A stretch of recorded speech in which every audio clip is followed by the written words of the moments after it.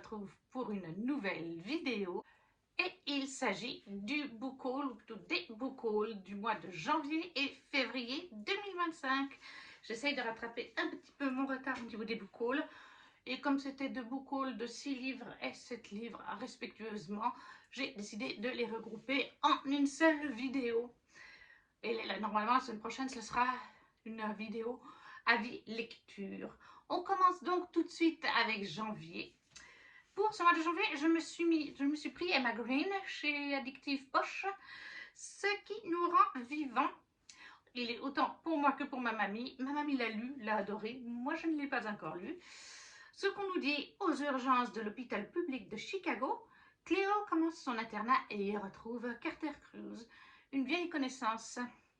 Bien plus que ça, en réalité, son meilleur ami de la fac de médecine, mais aussi son plus sérieux rival et son plus grand regret. Ici, Cléo se sent enfin à sa place, au milieu des brancards qui roulent à toute allure, des portes qui claquent, des chefs qui crient, des machines qui bipent et des tenues pastel qui volent au secours de ceux qui en ont besoin. Chaque jour, elle apprend, elle soigne les autres pour oublier le mal qui la ronge. Elle croise l'humanité et la mort dans les couloirs. Elle tisse des liens forts avec tous ces héros du quotidien. Elle se rapproche malgré elle de celui qu'elle fuit à tout prix. Pourtant, elle voudrait juste se sentir aussi invincible que lui et croire le temps d'abattement que la vie peut l'emporter. Voilà, donc les Emma Green, ce qui nous rend vivants, chez Addictive en format poche, qui n'est donc pas lu. Je me suis aussi pris, pour moi cette fois, Witch and Gods, le tome 3 de Livestone, paru chez BMR en grand format. Et on y suit cette fois Héphaïstos, le dieu Héphaïstos avec Circé. On nous dit, face aux menaces de Zeus, les sorcières ont plus que jamais besoin de trouver la baguette de Circé, mais l'artefact est caché quelque part sur l'île d'Ayaya, la résidence première des sorcières, perdue depuis des centaines d'années. Ce serait leur arme la plus puissante si un conflit venait à éclater. Les sorcières ont misé tous leurs espoirs sur Méroé. Malheureusement pour la jeune sorcière qui remue ciel et terre, l'île reste introuvable. Et du côté de sa vie sentimentale, ce n'est pas mieux. Ah oui, c'est Méroé qu'on suit, c'est parce que j'ai vu Circé et sans les lunettes, je vois mal. Elle voit ses deux sœurs tomber amoureuses en se demandant pourquoi ce sentiment lui échappe. Mais ses recherches se sont mises à mal lorsque Méroé se fait enlever par Zeus puis jeter sans ménagement dans les immenses forges d'Héphaïstos, le dieu du feu et des métaux.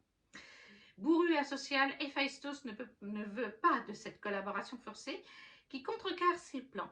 Quant à Méroé, bien que troublée, elle est déterminée à s'enfuir, mais rester aux côtés de ce dieu imposant, aux yeux ambrés, pourrait bien être la solution à tous ses problèmes.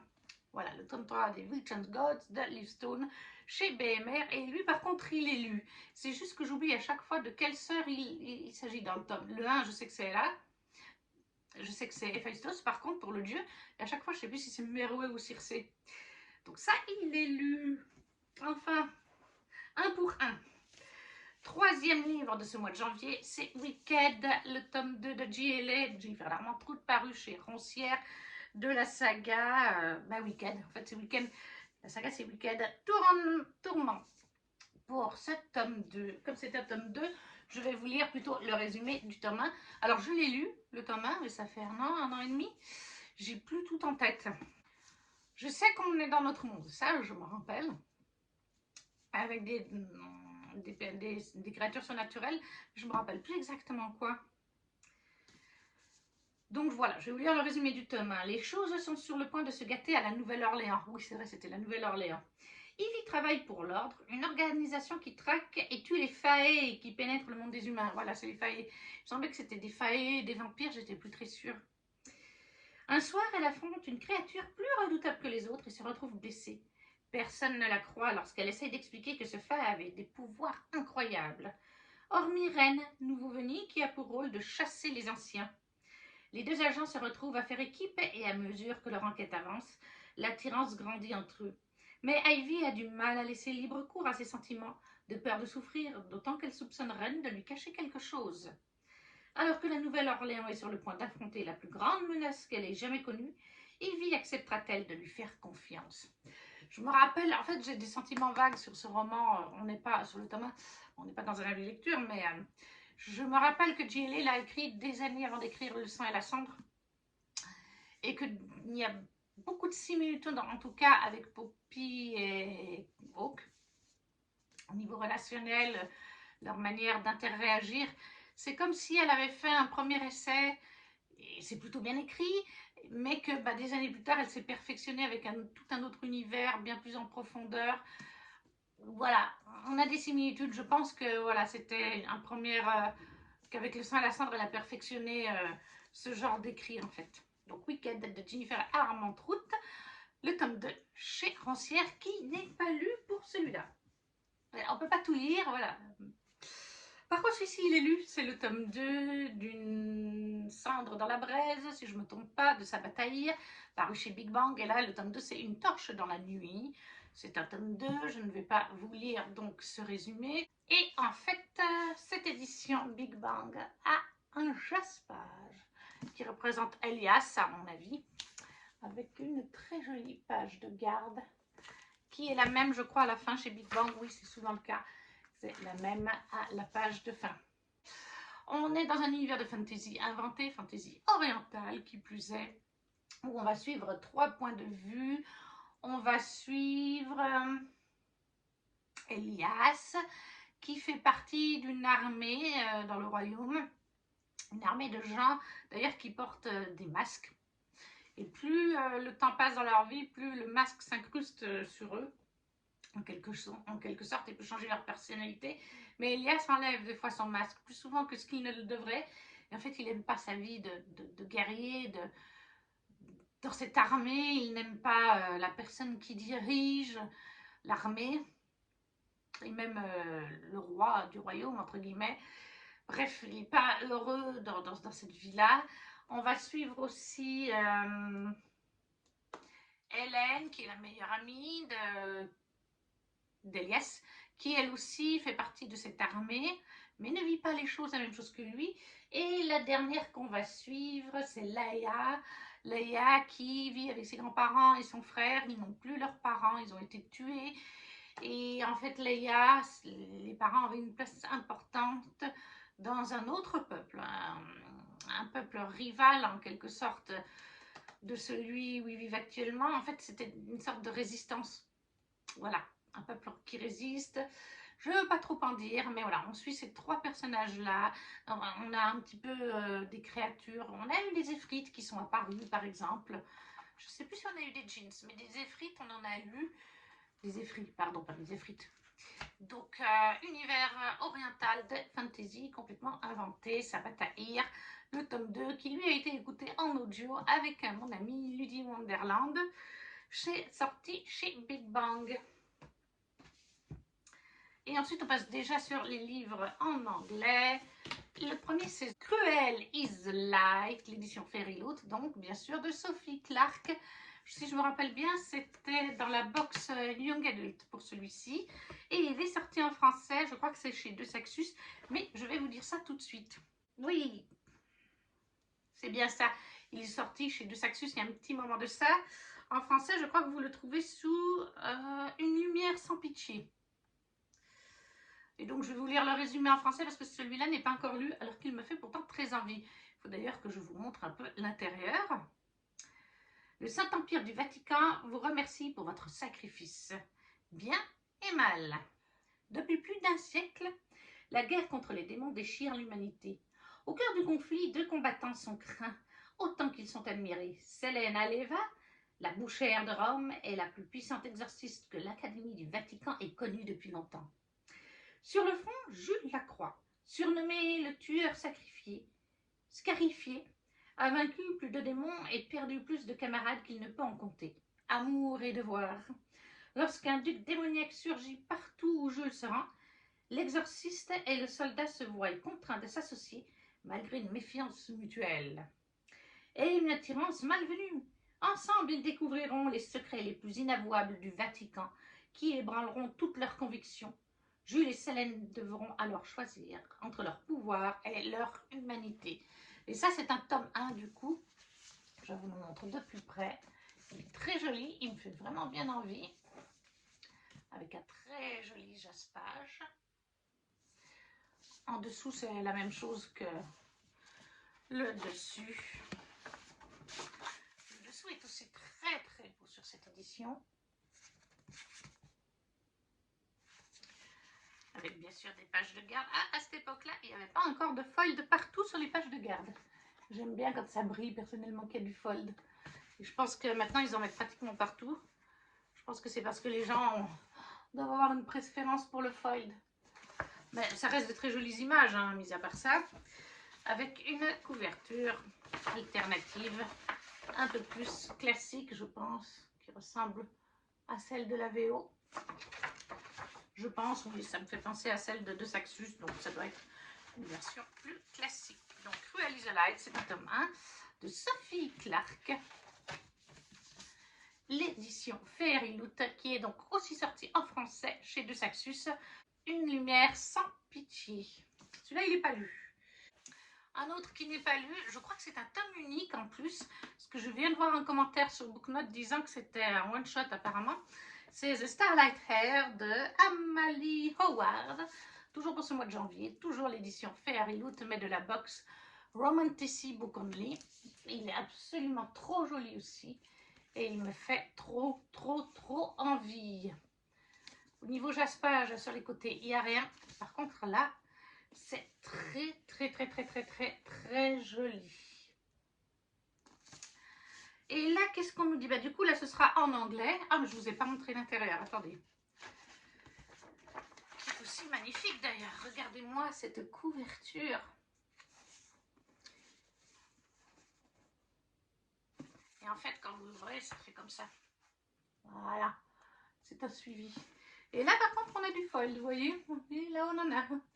Très joli. J'aime beaucoup. Je pense qu'on est aussi sur de l'oriental, d'ailleurs. Ce mois-là, on a donné dans l'oriental. On a la couverture un peu plus classique.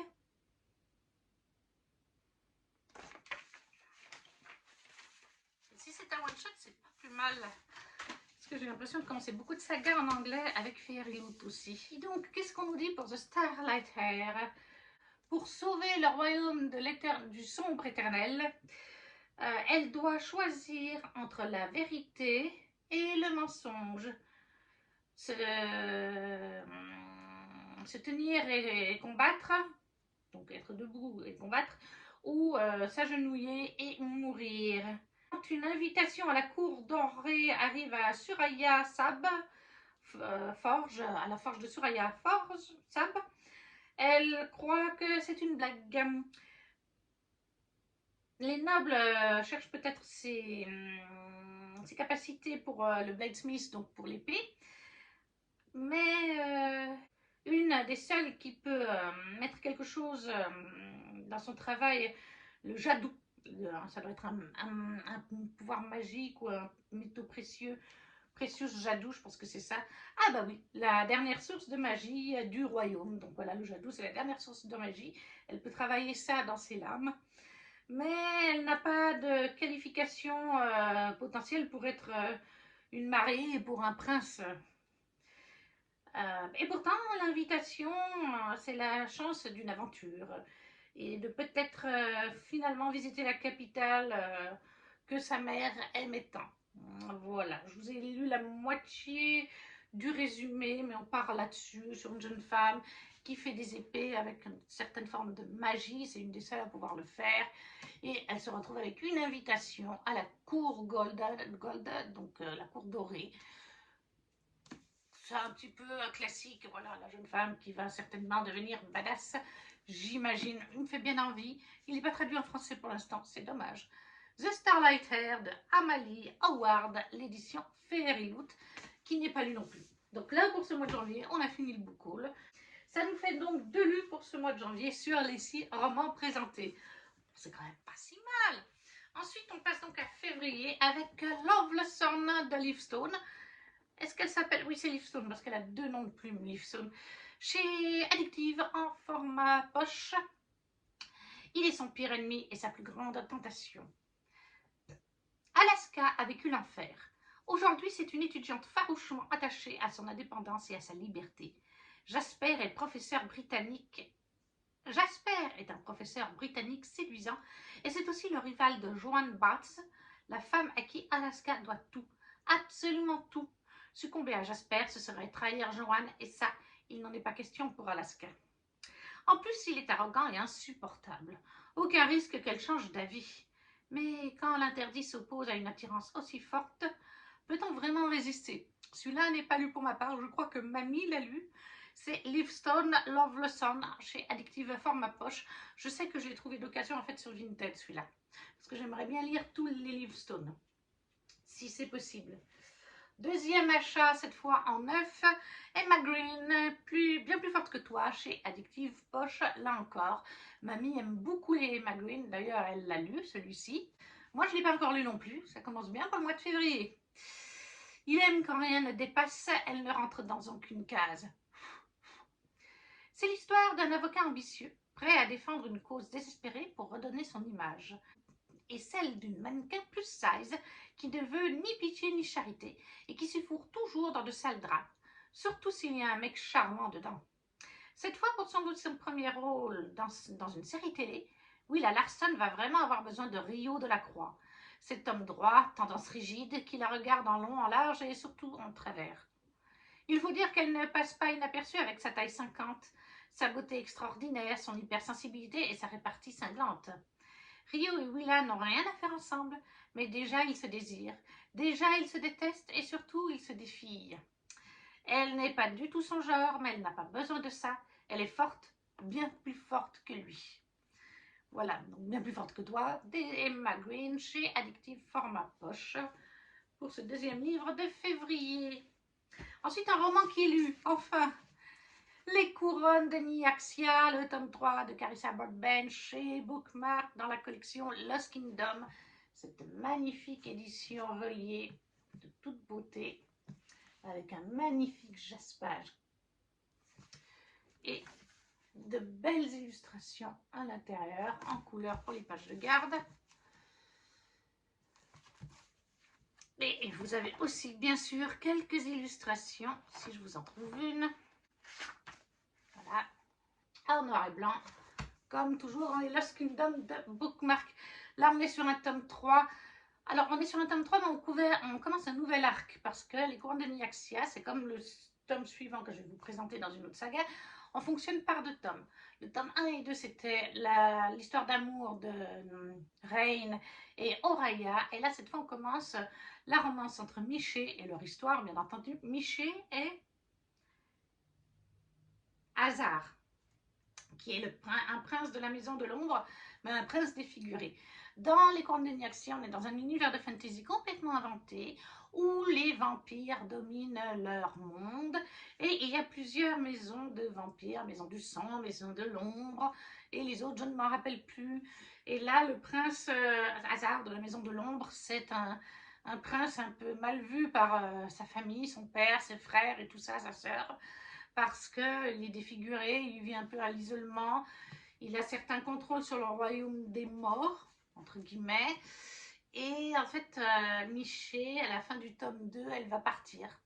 Miché est une vampire, elle a été transformée en vampire, mais à la base, c'était une humaine qui était dans une sorte de couvent, je ne sais pas bien comment vous l'appelez, c'est un endroit où on vénérait un dieu de la lumière, un dieu qui apparaissait à Miché, qui était à ses côtés, elle utilisait un pouvoir lié à la lumière, et quand elle a été transformée en vampire, eh bien, elle s'est sentie un petit peu abandonnée. Elle a continué à essayer d'utiliser son pouvoir, elle en avait la capacité, mais son pouvoir la brûle, en plus c'est une vampire, donc forcément. Mais voilà, et donc là c'est l'histoire de Miché, Miché qui est parti donc à la fin du tome 2. Là on commence quelques temps après, dans ce tome 3, je ne vous dirai pas comment. Et elle va se retrouver liée avec Hazard, il va faire en sorte qu'elle l'accompagne pour une mission, elle et d'autres personnes. Une mission spéciale liée à un dieu. Parce que dans cet univers, il y a aussi des dieux. Et c'est vraiment des dieux qui existent. Ils sont juste à un niveau supérieur à celui des vampires. Donc l'oiseau chanteur et le cœur de pierre. Carissa Broadbent, le tome 3 des couronnes de Nyaxia, qui est chez Bookmark Lost Kingdom, qui est donc déjà lu pour celui-ci. Ensuite, on continue avec un roman qui n'est pas encore lu. Le Pont des Tempêtes, le tome 4 de Daniel L. Jensen chez Brajlon, dans cette très jolie édition. C'est une jolie brique avec un jaspage, comme d'habitude pour les Daniel L. Jensen dans le Pont des Tempêtes. On a toujours la carte dessous. Voilà. Mais je trouve que la carte est différente que dans les autres. Et je crois qu'elle est différente puisqu'on voit beaucoup moins le pays là-haut. On a beaucoup plus zoomé sur le Pont des Tempêtes en fait. Enfin, sur le royaume de... je ne sais plus comment il s'appelle. Bref, c'est les îles. Je pense qu'on a zoomé. Et puis là aussi, on a agrandi toute cette partie. Il me semble que là, il n'y avait pas tout ça. Pourquoi? Parce que ça va se passer, je crois, sur une des îles. Donc, c'est bien d'avoir peut-être plusieurs... il y a plusieurs noms qui sont mis. Donc, je pense qu'on va avoir plusieurs îles qui entrent en jeu. Et puis, je pense qu'on va avoir pas mal de trucs ici. Mais il me semble que la carte a été un petit peu zoomée. Il y a moins en haut. Et dessous, il se présente comme ceci. Moi, je le trouve toujours très beau. Avec une très belle illustration de notre couple, Kéris et Zara. Bon, c'est la même derrière. Kéris et Zara. Le Pont des Tempêtes fonctionne comme pour les couronnes de Nirsa, comme je disais avant, puisqu'on fonctionne par romance, 2 tomes par 2 tomes. Dans les tomes 1 et 2, on suivait l'histoire de Lara et Arène. On est dans un univers de fantasy complètement inventé, mais il n'y a pas de magie ou quoi que ce soit. En tout cas, jusqu'au tome 3 que j'ai eu, il n'y a aucune magie, c'est juste que c'est un univers complètement inventé. Donc ça entre dans de la fantaisie à partir de ce moment-là.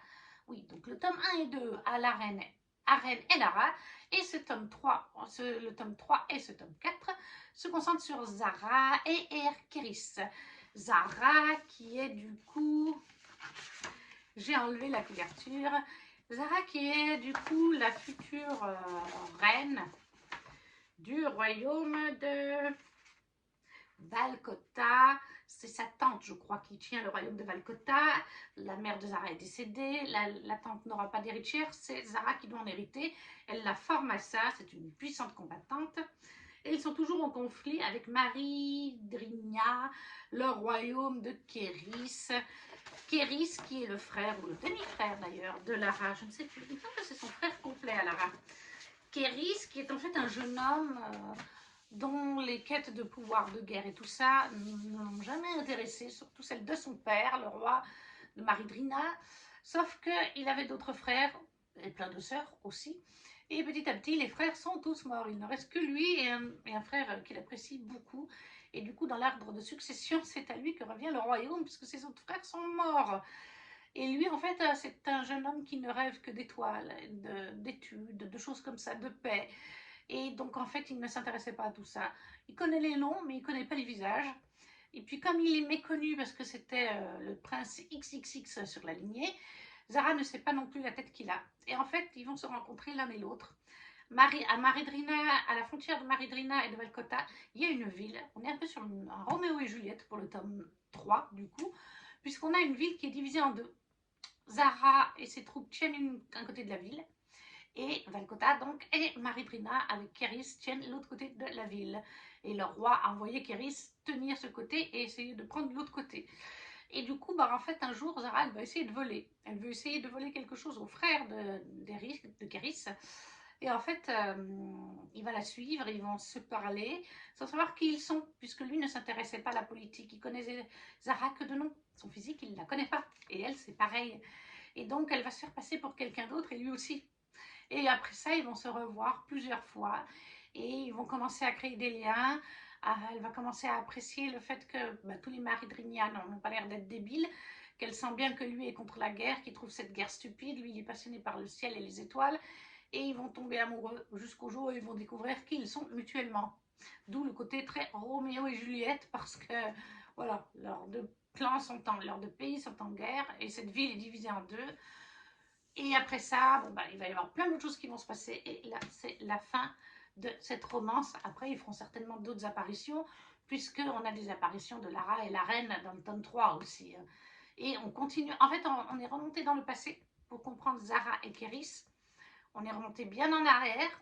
On vit tous les événements du tome 1 et 2 par les yeux de Kéris surtout, mais on avance quand même dans le futur de l'intrigue, et c'est pas du tout pareil, en fait, finalement, c'est pas redondant, c'est pas répétitif, parce que on a des points de vue différents, donc l'histoire, on la connaît, mais là, on la voit d'un œil extérieur, en fait. Donc, La guerre sans fin, c'est le tome 4 du Pont et Tempête de Daniel L. Jensen chez Brajlon, qui n'est pas encore lu pour celui-ci. Pour l'instant, ça nous en fait 15 sur 4 de lu, c'est pas fameux. Mais celui-ci est lu. Celui-ci est lu, si j'arrive à le prendre. C'est un Plume Blanche. Les dragons marchent sur les nuages de Marielle Carrozio. C'est l'édition, par contre, Plume Blanche collector de Bibliocoffre. Puisque tous les 3 mois maintenant, Bibliocoffre, une nouvelle, une box littéraire, c'est même pas une box parce qu'il y a juste le roman, fait une édition exclusive du roman qui sort tous les 3 mois. Là, c'est la petite carte qui va avec. Donc, le Bibliocoffre sort tous les 3 mois. Dessous, il n'y avait rien du tout. Alors bon, par contre, ils font du soft touch et j'ai pas toujours les doigts très propres. Donc vous m'excuserez si vous voyez des traces de doigts. Donc oui, le concept, c'est comme pour la Fairy Loot, on fait une édition exclusive collector qui sort tous les 3 mois avec une maison d'édition. Oui, pour l'instant, c'était toujours une maison d'édition. Je crois pas que c'était en auto-édité. Là, vous avez le jaspage. Vous avez toujours des pages de garde illustrées. Vous avez aussi des en-têtes de chapitres. Et en général, le roman est dédicacé puisque c'est des éditions collector, comme je vous ai dit. L'image derrière est souvent différente. Et donc, celui-ci est lu. Alors là, on est sur... C'est compliqué à vous expliquer. On est sur un récit d'Asie. Je ne crois pas qu'on soit dans notre monde. Oui, non, en fait, non, clairement pas dans notre monde. C'est un one-shot aussi. On nous dit Bolong, fils adoptif de la renommée et respectée famille de nécromanciens Kai, se voit offrir une opportunité exceptionnelle à prendre ses tables nobles. Si les débuts sont compliqués et exigent une rigueur de tous les instants, son talent ainsi que sa dextérité attisent peu à peu la jalousie de son frère, l'héritier de son maître Kai Meng. Les tensions s'accroissent avec la venue d'un étranger, un autre nécromancien tourné vers la part la plus sombre de leur art, celle qui contraint les défunts à quitter leur état de repos éternel. La vie déjà tourmentée de Bolong se complique encore davantage lorsque sa route croise celle d'un autre apprenti, He Yang, dont sa vision de leur monde s'oppose drastiquement à la sienne. Entre manipulation, jeu de charme, mythes et mensonges, Bolong devra trouver sa voie en tant qu'homme, mais aussi en tant que sinistère. Car le dragon est un être qui a besoin de temps pour s'épanouir avant de prendre son envol. Voilà. Donc on est sur un roman un peu d'Asie, mais on n'est pas dans notre univers. Hein. Mais on retrouve certaines, et je pense une certaine plume et certains codes de l'Asie. En fait, c'est particulier, je l'ai lu. J'ai passé un moment sympathique, c'est pas un coup de cœur. Bon, je ne suis pas là dans un avis lecture, mais voilà. Donc, les dragons marchent sur les nuages de Marielle Carrozio chez Plume Blanche pour l'édition classique. Et ça, c'est l'édition collector Biocoffre. Ensuite, on va terminer. On a 2 romans, un qui est lu chez Fairy Loot. C'était la box classique, me semble-t-il, donc la Young Adult. C'est Sacha Peyton Smith, The Rose Bargain. En français, c'est sorti chez, je ne sais plus, sous le nom de... sous le Pacte des Roses. Mais je ne sais plus chez qui c'est sorti. Mais c'est sorti en français, ça je le sais. Kimi a même lu ce roman, a travaillé avec la maison d'édition en collaboration. Donc, The Rose Bargain, en français, vous cherchez, c'est Le Pacte des Roses de Sacha Peyton Smith. C'est un tome 1 qui est absolument magnifique. J'ai pris beaucoup de plaisir à le lire dans cette magnifique édition. En haut et en bas, il n'y a pas grand-chose. C'est ici que ça se passe. Et là, on est dans un univers de fantasy, en fait. Je ne sais pas si je vous l'ai mis. Oui, oui, j'ai préparé le petit texte. Parce que même si je l'ai lu, vous le résumez, c'est compliqué. Alors, je vais essayer comme ça, quand même.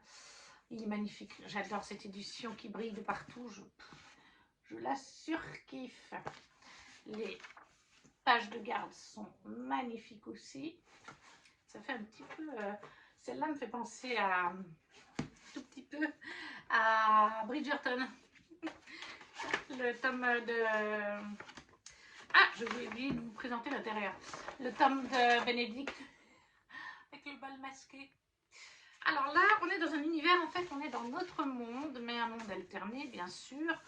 À l'époque, un petit peu Regency, donc Bridgerton et compagnie. Et en fait, il y a de cela un certain nombre d'années, pas mal en arrière, une faée, une reine faée est apparue dans notre monde lorsqu'il y avait un conflit entre deux familles pour le trône d'Angleterre. Et au final, elle a réussi à s'approprier, à faire arrêter la guerre et à s'approprier le trône d'Angleterre. C'était genre il y a 300 ans ou un truc dans le genre. Comme tous les faées, elle est pratiquement immortelle. Et du coup, ensuite à ça, alors le portail entre les immortels, les faées et le monde humain est fermé, hein, où il y a très peu d'accès. Mais du coup, eh bien, les humains ont conscience que les faées existent. Et actuellement, elle est la reine d'Angleterre, donc cette faée, et elle a deux fils. Enfin, elle a un vrai fils qui vient du royaume faée. Le temps chez les faées se déroule différemment de chez eux. Il est venu il y a quelques années de ça, il n'y a pas si longtemps. Et elle a un deuxième fils, en fait c'est pas du tout son fils, mais c'est le fils de son mari actuel. Car quand un mari décède, elle se remarie avec un humain, donc elle veut de l'accompagner. Et du coup ça fait de lui un prince, puisque son père est entre guillemets roi, mais vraiment avec des gros guillemets, par le mariage. Et en fait, dans cet univers, eh bien, la reine veut que son fils, le vrai prince, se marie. Et pour ça, elle va commencer la saison mondaine, comme on a dans Bridgerton, en annonçant que son fils va se marier, qu'il choisira une des prétendantes. Elles ont le droit d'aller pour ce titre ou non. Par contre, elle précise bien, si vous postulez pour être une des candidates, parce qu'il y aura des jeux, tout ça, vous ne pourrez pas faire la saison mondaine de manière classique. Vous n'aurez pas le droit d'être courtisé par un autre homme. Et même après ça, vous n'aurez jamais le droit d'être courtisé. Donc, les filles qui participent à ça, elles ne pourront jamais se marier après ça. Ce seront des célibataires. Mais il y en a quand même beaucoup qui vont choisir de le faire. Il va y avoir une épreuve le jour même, si je me rappelle bien. Et notre personnage qui est Evie Benton. Evie qui a une sœur qui était en saison mondaine il y a 2 ans, je crois, ou quelque chose comme ça, et qui a en plus disparu soudainement de la planète. Et elle est réapparue des mois plus tard et elle n'était plus elle-même. Elle est un peu... Ouais, on dirait qu'elle a vécu un drame. Enfin, on ne sait pas, psychologiquement, ça ne va pas. Elle est là sans être là, elle dit des choses bizarres. Enfin, et du coup, tout le monde pointe cette famille du doigt. Parce que à l'époque de la Régency, Bridgerton et compagnie, sitôt qu'une jeune fille disparaît comme ça pendant des mois, les gens sont sûrs qu'elle a eu un amant, des trucs comme ça. Non, sa sœur est sûre qu'elle a été dans le royaume des faées et qu'il lui est arrivé un traumatisme. Et que d'ailleurs, elle est sûre que c'est lié à la reine et à son fils. Je crois que c'est à son vrai fils, d'ailleurs, qu'elle soupçonne quelque chose. Donc, elle s'inscrit à ces jeux. De toute façon, la famille n'a plus rien à perdre. Ils sont mal vus de la société, ils ne sont plus invités au grand bal, etc. Et en étant sélectionnés, parce qu'en plus le prince en question est présent, et le jour même, il va y avoir un atome entre eux, tout le monde va alors s'intéresser à nouveau à sa famille, bien sûr, vous imaginez. Et il y aura donc des épreuves, plusieurs, que la reine met en place. Mais ce n'est pas une gentille reine, c'est une reine un peu sadique, j'en dirai pas plus. Donc c'était le tome 1 de The Rose Bargain, l'édition Fairyloot de Sacha Peyton Smith, paru en français sous Le Pacte des Roses. Par contre, comme je vous ai dit, je ne sais plus la maison d'édition. Et le dernier roman pour cette vidéo, qui n'est pas lu et qui ne sera pas lu tout de suite, c'est Aaron and Amber de Helen Shower, de l'édition Fairyloot Romantici Book Only, qui était absolument trop beau, qui est toujours absolument trop beau. Il n'y a pas grand-chose là. Par contre, un très beau jaspage avec des fleurs. Il ne sera pas lu avant un bon moment, puisqu'en fait, c'est une suite de saga. Et je ne le savais pas. Elixir and Tonics. Très très beau. Vraiment, il faut que j'avance la saga pour pouvoir le lire.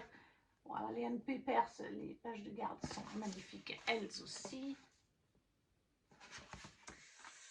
Et du coup, voilà, je ne vous lirai du coup pas le résumé puisque c'est une suite de saga.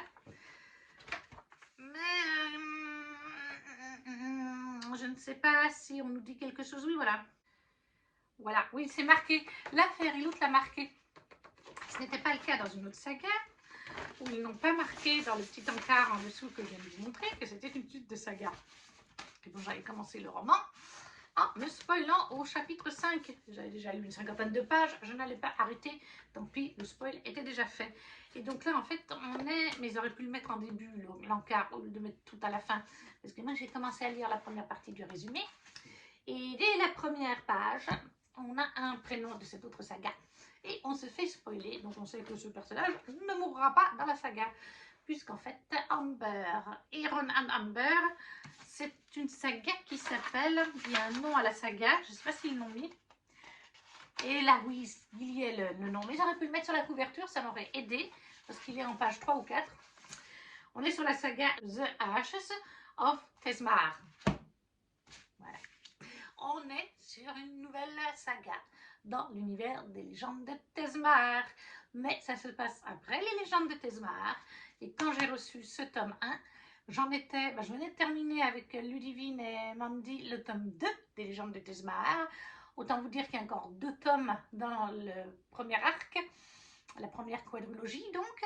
Et du coup, je me suis fait spoiler qu'un personnage allait survivre et que cette saga va être centrée sur celui-ci, j'imagine. Je ne suis pas allée plus loin que la première phrase. Quand j'ai vu assassin, fin de solace, voilà, j'ai dit ok, le nom me spoil.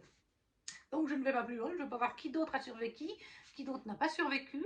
Je suis juste contente, édition trop belle, autrice que j'apprécie, univers de fantasy que j'apprécie en français. Donc de savoir que j'ai déjà le tome 1 dans cette belle édition pour la suite, je ne suis que ravie. À savoir, à noter, il semblerait, en tout cas j'en ai parlé plusieurs fois avec Mandy, elle s'est renseignée auprès de plusieurs personnes, il semblerait que Corrigan, qui publie les légendes de Tezmar, n'ait pas prévu de sortir cette saga spin-off. Voilà, c'est pourtant la suite des légendes de Tezmar, les légendes de Tezmar qui fonctionnent plutôt bien chez eux, mais ils ne vont pas le sortir.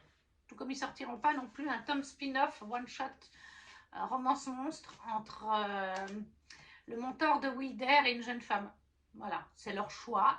Mais du coup, sachez que l'univers des légendes de Tezmar continue dans cette nouvelle trilogie ou quadrilogie, je crois que c'est une trilogie, et qu'il y a aussi un roman spin-off sur le mentor de Wilder, dans l'univers de Tezmar, qu'on n'aura sans doute pas en français. Donc moi, je suis bien contente d'avoir ce tome 1 en anglais. Maintenant, ce qu'il y a, c'est qu'ils viennent de faire les précommandes pour les tomes 2 et 3 en même temps. Et comme je n'ai pas encore lu, je n'osais pas le prendre. Et puis bon, 2 tomes d'un coup, ça fait un budget. Je n'avais pas l'argent parce que c'était en décembre, je crois. Donc c'est dommage. J'espère pouvoir me les procurer si j'aime bien dans le futur. Pas trop cher sur Vinted. On verra. Donc Ellen Shower, l'édition Fairyloot de Iron and Amber, le tome 1 de The Ashes of Tezmahar. Oui, c'est ça, dans l'univers de Légende de Tezmahar. Et voilà, j'ai terminé de vous présenter ces mois de janvier et février 2025.